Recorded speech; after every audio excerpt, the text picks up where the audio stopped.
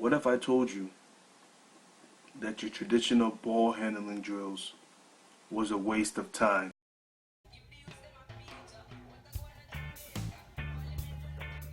In the beginning, the relationship between physical activity and motor skill, that is, motor competence, coordination, is minimal, but will strengthen over time.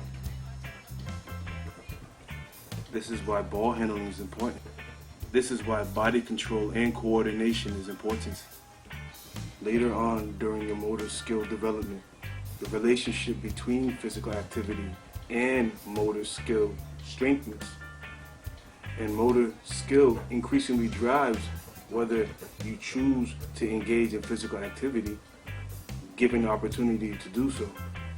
Your motor skill, your ability to coordinate your limbs, will dictate how many drills, what kind of drills. Early physical activity is what you need as a foundation for motor skill. When it comes to motor development, moderately to high skilled children have a tendency to be active. It's the physical activity opportunities that develop your motor skills. The object of this drill is to clap your hands in front and catch the ball before it hits the ground. It requires a lot of mental concentration, and I don't even know if I'll be able to get it, but I'll try.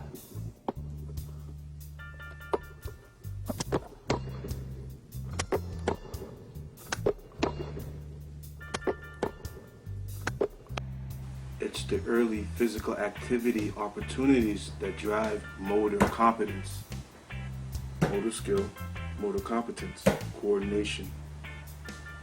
So we need to look at motor skill before physical activity. That is, we need to develop motor competence. Confidence is built through repetition, but competence is built through rhythm and coordination. Remember, these at-home drills should be done every day, but they can be done every other day. You're trying to get better tomorrow. In order for you to develop your skill, it's important for you to repeat the same training lesson multiple times. Efficient use of time, time management with skill development, spaced repetition to enhance acquisition of skill, retainment of abilities, real skill acquisition. I'm gonna repeat that. Real skill acquisition. These supplementary workouts, these little bits here and there start to add up.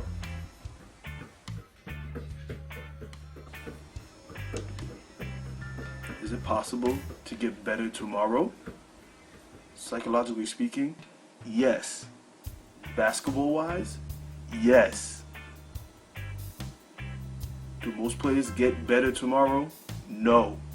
They have broken everything to so many micro steps that it's almost impossible to get better tomorrow because you have to systematically build these steps. Nothing wrong with it, but I don't want to spend 4 years trying to be nice at something that could take me a year and a half of hard, intelligent work.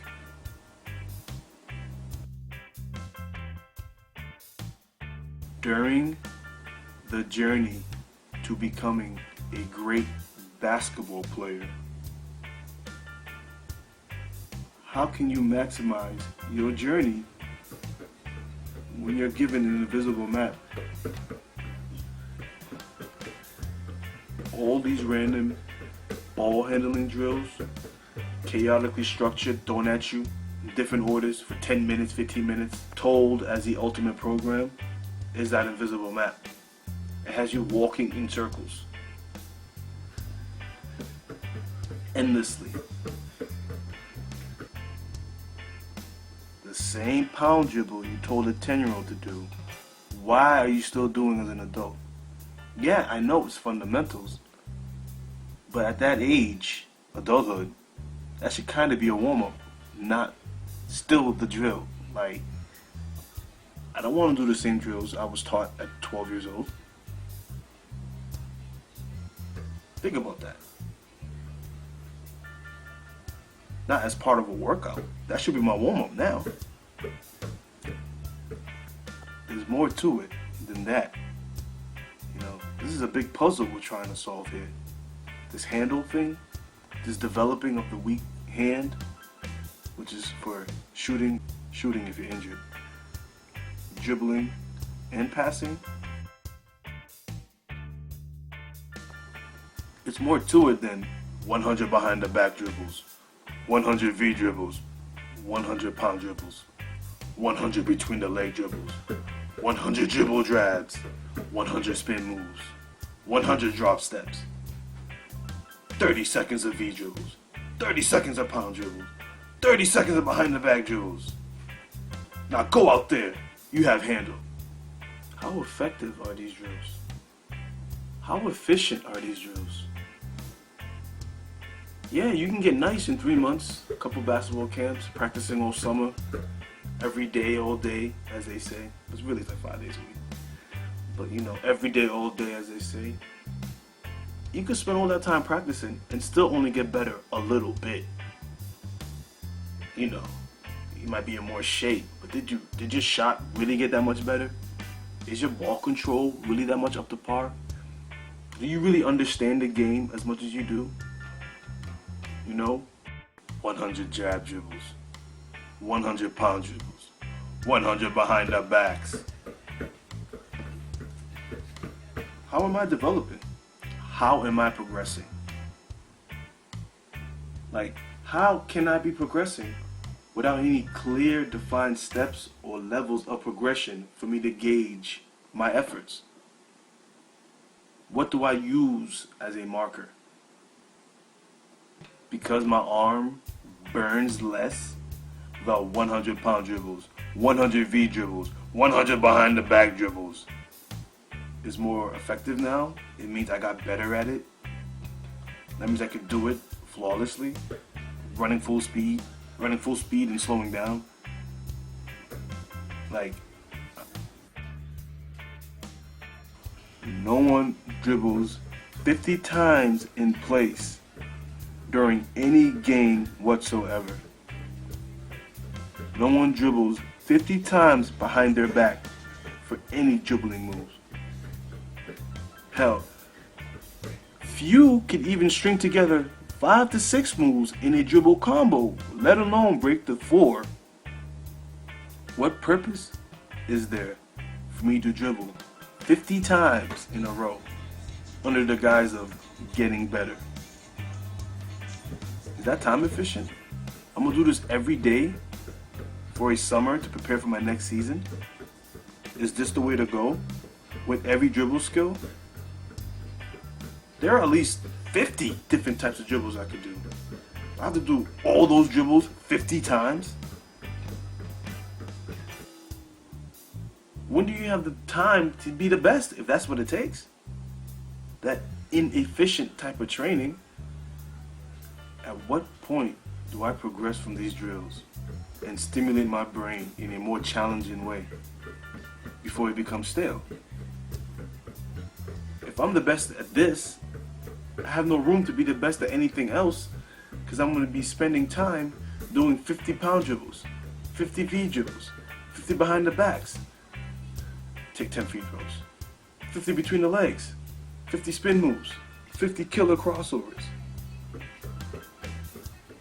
Oh, in this day and age, everybody wants to emulate basketball players. So 50 Iverson crossovers, 50 Kyrie crossovers, 50 James Harden step back. Insert any dribble move. No one does that 50 times stationary in one spot. No one does it 50 times in one row, let alone more than 5. That's not how you get better. This one punch man system of getting handles is just crazy. it's unorganized, it's chaotic, it's inefficient. Where am I supposed to conjure up the reason to even use these? Are these a foundation to another foundation? A foundation to another foundation. That's it. The foundation of the foundation. That's why we're here. Some people do get better by doing endless repetition. They get into a little meditation and they endlessly rep it out. But there's a time and a place for endless repetition, for meditation. During a basketball game, you don't have time to endlessly rep something out and meditate to get into a flow state to try to do well during a basketball game. That's not productive. We need a more efficient, structured way of enhancing your skills. So, how efficient are these traditional ball handling drills? What if I told you your ball handling drills are a waste of time?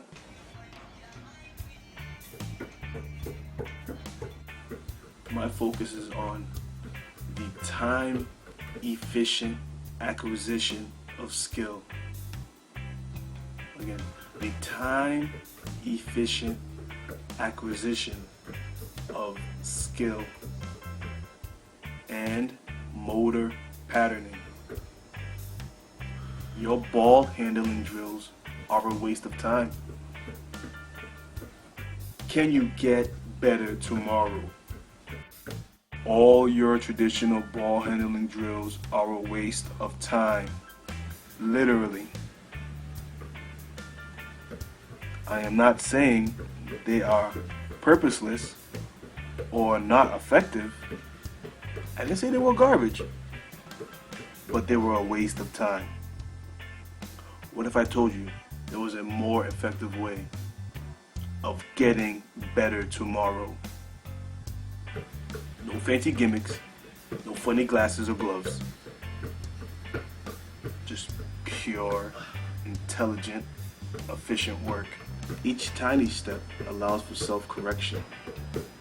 Therefore, you showing yourself improvement. It's not to get better. It's to get better in an efficient manner. The order of the drills presented before you is important. You'll find that you'll be able to pick up the speed a lot more smoothly once you adopt this method.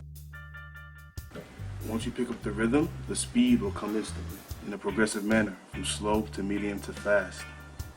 Build the right muscle memory. Develop the proper neuron connection. You may get it today, you may get it tomorrow. But you know what the goal is. Step your game up.